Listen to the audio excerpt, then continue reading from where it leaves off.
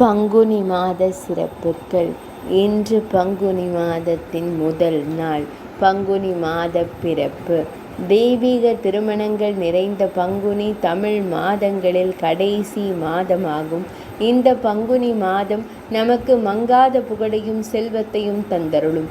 பார்வதி பரமேஸ்வரன், மீனாட்சி சுந்தரேஸ்வரர், ஆண்டாள் ரங்கமன்னார், தெய்வானை முருகன் என தெய்வ திருமணங்கள் அனைத்தும் பங்குனி மாதத்தில் வரும் உத்திர நட்சத்திர நாளில் நடந்ததாக புராணங்கள் கூறுகின்றனர்.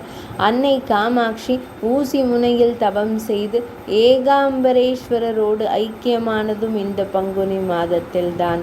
நவகிரகங்களின் தலைவனான சூரியன் ஆசிரியராகிய குருவின் இல்லத்தில், அதாவது மீனத்தில் சஞ்சரிக்கும் மாதம் இது. அரசன் முதல் ஆண்டி வரை நாம் அனைவரும் செய்யும் தவறுகளை திருத்திக் கொள்ளும் மாதமாக குரு பகவானின் ஆதிக்கம் நிறைந்த இந்த பங்குனி மாதம் விளங்குகிறது.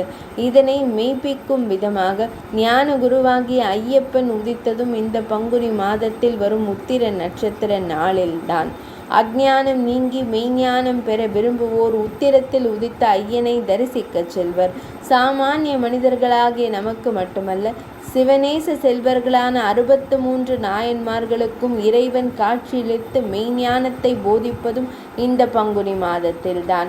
ஒவ்வொரு மாதத்திலும் ஒவ்வொரு நட்சத்திரத்திற்கு முக்கியத்துவம் கொடுத்து விழாக்கள் நடத்துவது, விரதம் இருப்பதும் வழக்கம். ஆனால் பங்குனி உத்திர நட்சத்திரத்திற்கு மற்ற நட்சத்திரங்களை விட அதிக மகத்துவம் உண்டு. தெய்வ திருமணங்கள் அதிகம் நடைபெற்ற மாதம் பங்குனி மாதம் என்று புராணங்கள் கூறுகின்றன. பங்குனி மாத சிறப்புகள் நிறைவடைந்தன.